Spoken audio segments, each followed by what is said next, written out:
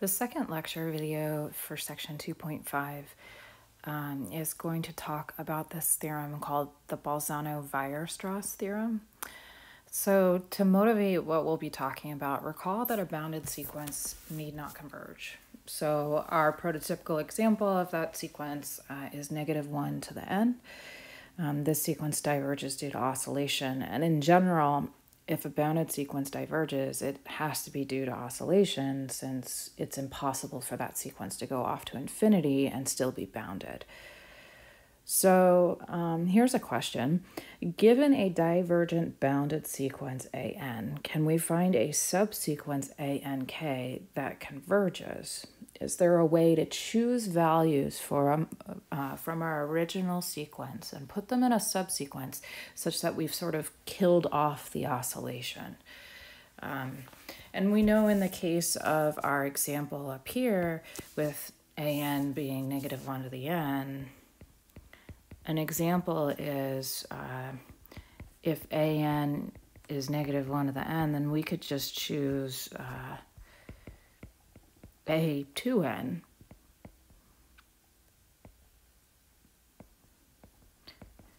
That's the constant sequence of just 1, and that converges to 1. Can we do this in general is what we want to know.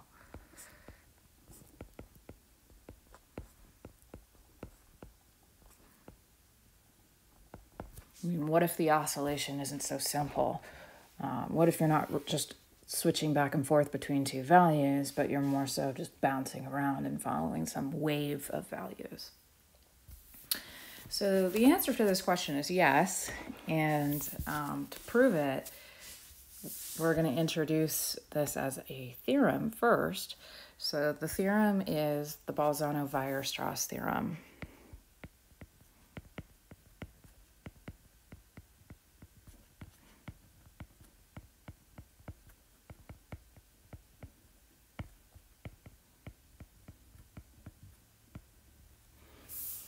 So this will abbreviate BW.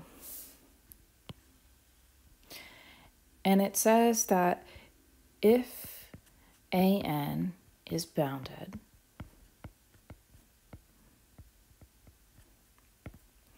then there exists a subsequence ANK such that ANK converges.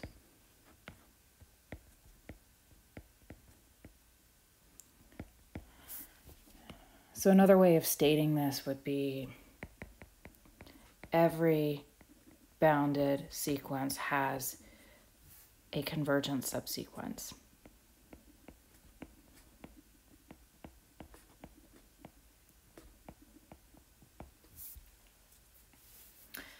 Now, if AN is bounded and convergent, then we've already shown a theorem that every subsequence has to converge to that same value when you're dealing with a convergent sequence. So the Bolzano-Weierstrass theorem is more interesting in the case when you're dealing with a bounded sequence that's actually divergent. And we're going to talk about how you can construct such a sequence in order to remove the oscillation. Okay, so I'm going to take you through the sketch of the proof for how we're going to do this. So I've got a bounded sequence, which means that there's some capital M that I know bounds the magnitudes of the values in my sequence.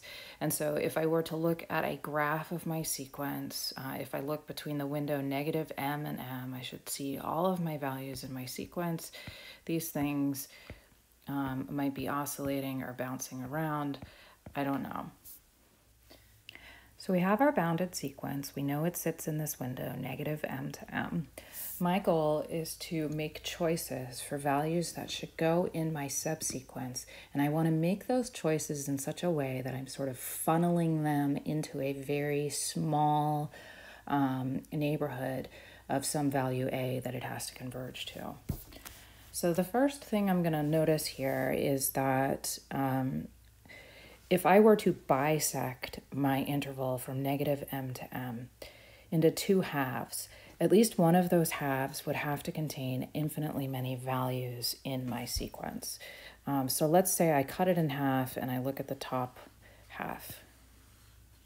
So I'm looking at the interval from 0 to capital M, and I'll assume that this has infinitely many terms inside of it. What I'm going to do is call this interval that I've created, I'm going to call it I1.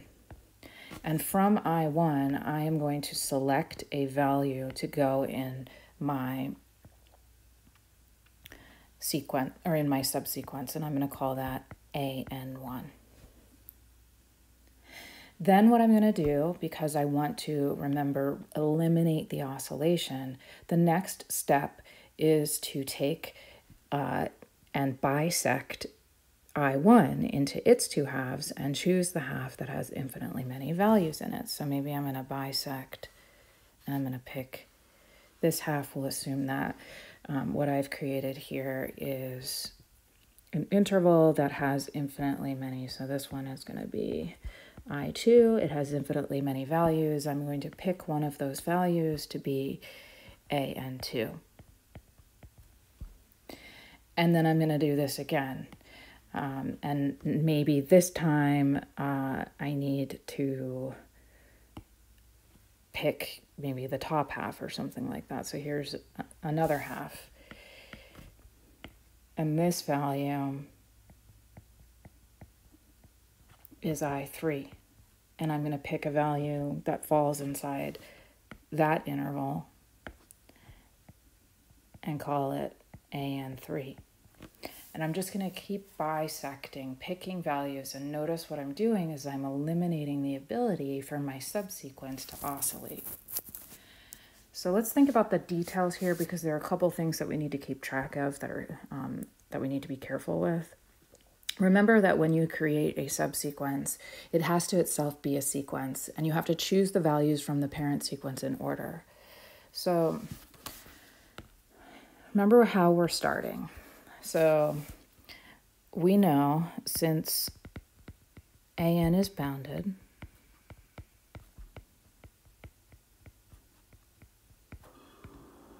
there exists a capital M greater than 0, such that for all n in the natural numbers, AN has to be in the interval negative m to m. Then we're going to bisect this interval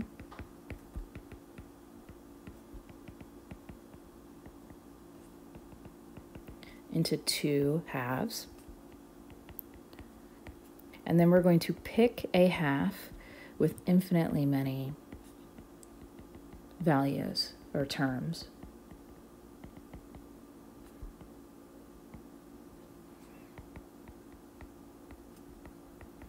Of AN. Call it I1. Notice here I've just said I want to pick a half that has infinitely many terms. Oops, I did not mean to erase that. We're picking a half with infinitely many terms. This begs the question, why? Pause your video and think about that. The idea here is we need to make sure we're choosing a half with infinitely many terms so that we always will have enough terms for us to select from to create a subsequence. If I pick a half that has finitely many values in it, and I get, one of those values to be AN1, then when I bisect, I'm only going to have finitely many values to choose from again, and eventually, after some finite number of bisections, I'm going to run out of terms to put in my subsequence, and I'll only have a finite list. I won't have a sequence. So that's why I need to continue to pick the half that has infinitely many terms in it. So picking back up, we have I1. We can choose AN1 in I1. We can pick any value we want because there's infinitely many numbers of AN, so just pick one, call it AN1. Then bisect I1 into 2 halves. Call I2 a half with infinitely many terms.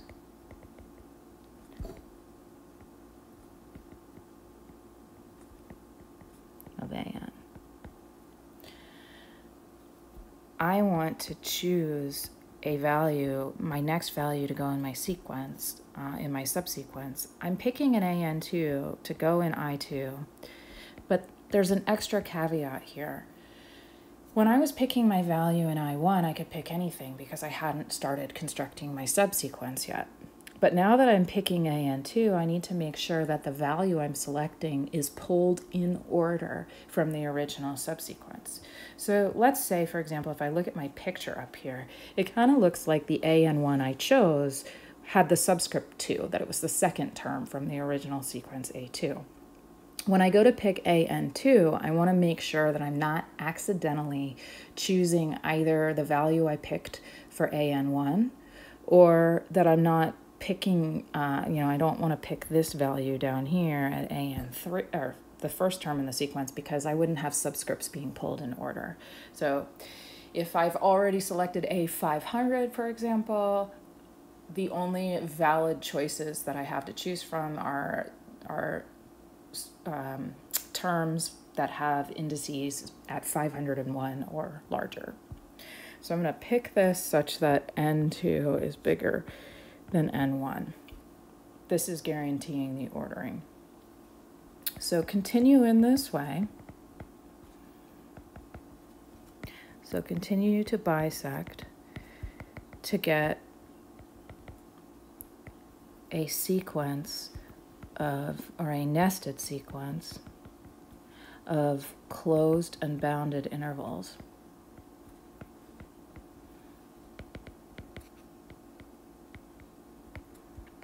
I1 containing I2, containing I3, etc. with A and K chosen from IK such that N1 is strictly less than N2, strictly less than N3, etc. So here we now have a subsequence, A and K. And we were clever in that we chose it from a nested sequence of closed and bounded intervals whose interval length was going to 0.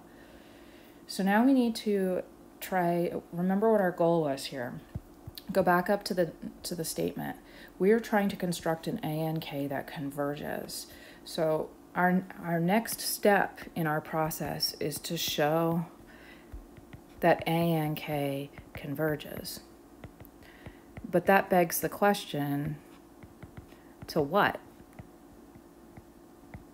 Pause your video and think about that. We have a nested sequence of closed and bounded intervals. That tells us there has to be something in the intersection. So by the NIP, there exists some number A in the intersection of all these INs.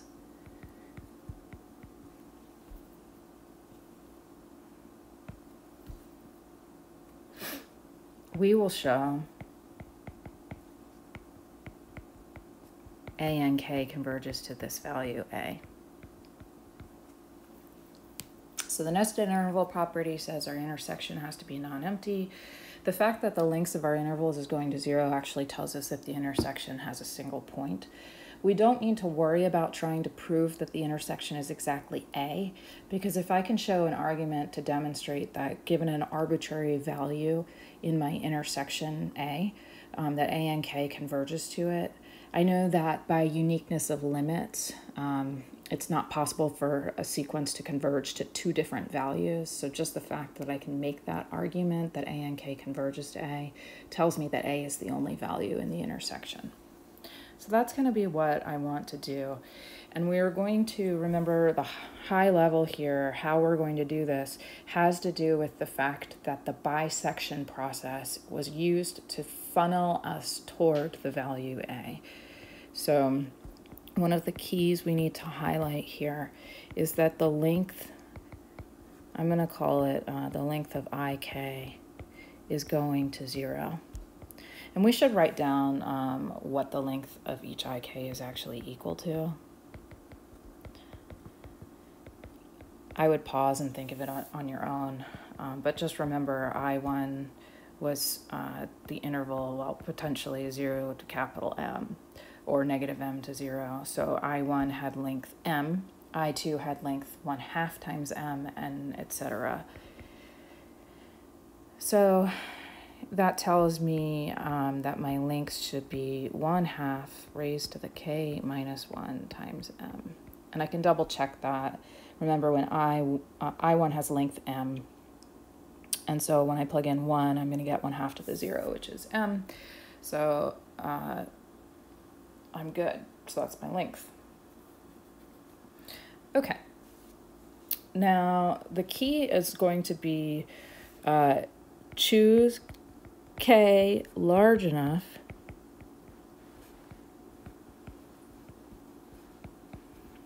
so that the length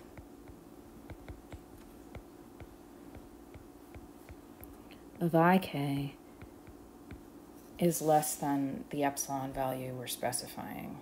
And we need to ask ourselves, well, why does this make sense? Let's take a look at an arbitrary interval ik.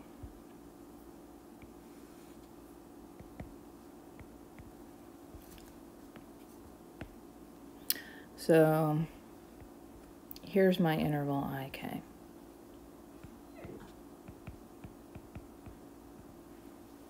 Question is, what's in there? Well, we know that the number a and k has to be in there by construction. And we also know that the number a has to be in there because a is in the intersection, which means it's in all the values.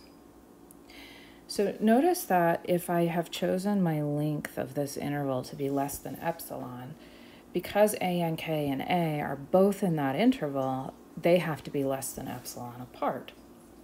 So we want to choose a value. We want the length of this to be less than epsilon. Then a and k and a both in ik implies the distance between a and k and a is less than epsilon. Now we know we can choose the length of the ik's to be less than epsilon because we know we're dealing with a sequence of lengths that's going to 0. And that's the definition of convergence of that sequence. Given any epsilon we want, we can make the length less than that value. So this is the high level of the proof. I'm going to go ahead and prove the details here to show that a and k converges to a. Now to do that, what I'm going to have to do is follow the definition of convergence. I need to introduce an arbitrary epsilon, then I need to explain how to chop my tail such that all of my k's after greater than or equal to that tail value will be within epsilon of a. So I let epsilon be greater than 0. Now we need to choose our tail, capital N. The way we got that was by choosing our length to be smaller than epsilon. So we can say, since the length of ik, which is 1/2 to the k minus 1 times m, is going to 0, there exists a capital N in the natural numbers such that the length of ik, I mean, if you really want to think about this as convergence, we're saying the length of ik minus 0, the thing it's converging to, is less than epsilon. But really, I mean, that's just length ik less than epsilon. And this is for all little k.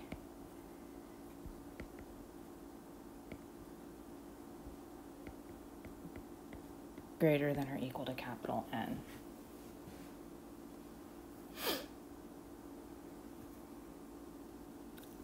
Okay. So then we know, given any k greater than or equal to capital N,